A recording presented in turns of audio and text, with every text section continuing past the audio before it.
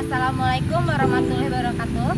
Perkenalkan, kami dari kelompok 8. Di sini kami ingin menganalisis perkembangan sebelum dan sesudah terjadinya COVID-19 di sektor usaha. Saya Vivian Diani dengan NIM 260-271. Saya Retmawati dengan NIM 2006-020081. Saya Lisada Yunur Aini dengan NIM 2006-020083. Saya Hilme Lia Mustiko dengan NIM 20060200089. Yang pertama, ada usaha dalam sektor transportasi. Pandemi COVID-19 mengakibatkan dampak yang begitu besar secara merata di berbagai aspek kehidupan. Salah satu dampak yang nyata pada penurunan pergerakan moda transportasi. Jadi dikarenakan pemerintah membuat suatu keputusan dengan adanya sistem sosial baru, yaitu social distancing maupun physical distancing. Penurunan pergerakan moda transportasi sebagian besar juga berdampak terhadap budget, di mana akan berdampak pula ke dalam rantai perekonomian. Wakil Ketua Umum Kadin Bidang Perhubungan menyebutkan adanya penurunan omset secara signifikan pada angkutan barang dari 25% sampai 50%. Sedangkan penurunan pada angkutan penumpang telah mencapai 75 sampai 100%. Bahkan pada angkutan pariwisata telah mencapai 100%. Penurunan ini terjadi di berbagai wilayah Jabodetabek, salah satunya terjadi di DKI Jakarta. Selanjutnya, usaha dalam sektor penerbangan mengalami penurunan yang signifikan pada awal Maret 2020 akibat COVID-19. Seluruh dunia mengalami wabah COVID-19 sehingga menerapkan sistem lockdown di mana para wisatawan asing dilarang masuk dan keluar negeri.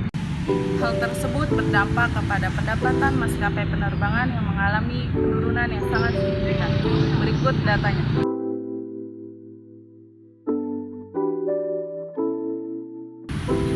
Krisis pandemi COVID-19 merupakan tantangan yang serius dalam industri penerbangan bagi seluruh dunia, termasuk Indonesia. Rata-rata pendapatan telah turun dari 838 miliar US dollar pada tahun 2019 menjadi 328 miliar US dollar pada tahun 2020. Namun, pendapatan pada maskapai penerbangan diperkirakan akan terus turun hingga akhir tahun 2021. Selanjutnya ada usaha dalam sektor e-commerce.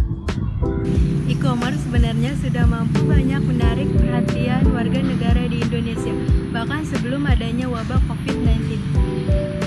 E-commerce juga merupakan salah satu pendorong utama yang menjadikan negara Indonesia dengan nilai tertinggi ekonomi digital di Asia Tenggara sebesar 30 miliar US dollar pada tahun 2019 dan akan meningkat mencapai 140 miliar US dollar pada tahun 2025.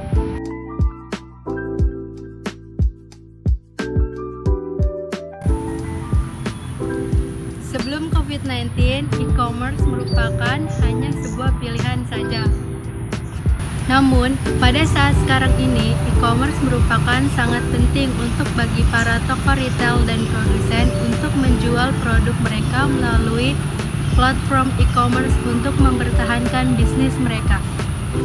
Hal ini memberikan jangka waktu panjang yang positif untuk para konsumen berbelanja online pada saat wabah COVID-19. Di tengah wabah COVID-19, pendapatan e-commerce mengalami kenaikan yang sangat besar, yaitu mencapai 32 miliar US dollar atau naik sekitar 54%. Dan yang terakhir, ada usaha dalam sektor bioskop. Semenjak adanya wabah COVID-19 ini, menurunkan jumlah pengunjung bioskop yang ada di Indonesia. Semenjak diberlakukannya kebijakan social distancing oleh pemerintah pusat seperti meninjau tempat umum, ini mengalami jumlah penonton bioskop mulai anjlok. Berikut adalah tabel penurunan pendapatan bioskop selama COVID-19.